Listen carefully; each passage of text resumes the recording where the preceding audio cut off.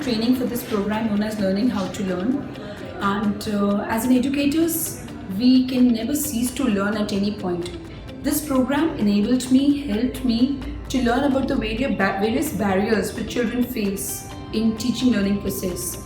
And this program helped me a lot by giving remedies, though very general, but somewhere which they were ignored by us previously, how to overcome these obstacles which would enable children to learn in a proper manner and to retain these